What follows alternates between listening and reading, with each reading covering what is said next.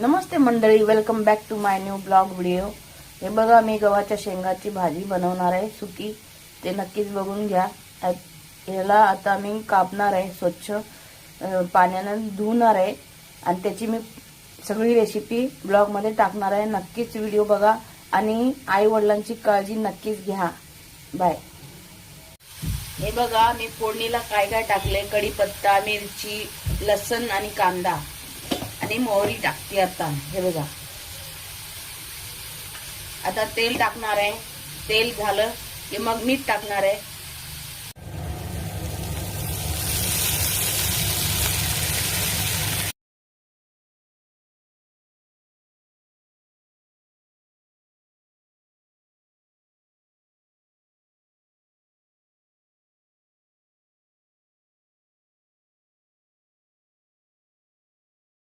कापून झालेलं आहे, स्वच्छ धुवून घेऊया याला। हे बघा, स्वच्छ धुवून घ्यायचं मस्त। धुवून झालं ना, भाजून घ्यायचं। मग याला लालसर भाजून घ्यायचं आणि नंतर फोडणीमध्ये टाकायचं।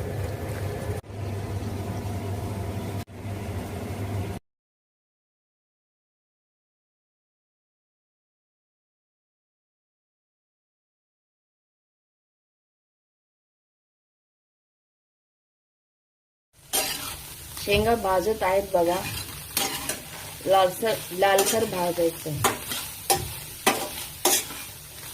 इकडे फोडणी झालेली आहे आपली। हे बघा, असं लालसर फोडणी करायची। टॅमॅटो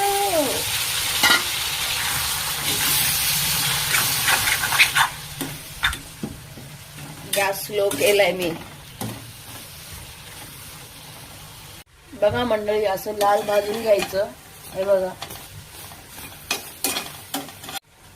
बघा मंडळी, असं भाजून घ्यायचं। इकडे टॅमॅटो 2 मिनिटं भाजून घेतले मी। आता हिंग टाकते मी। हे बघा, हिंग, लाल तिखट, हळद, 2 मिनिटं परतून घ्यायचं।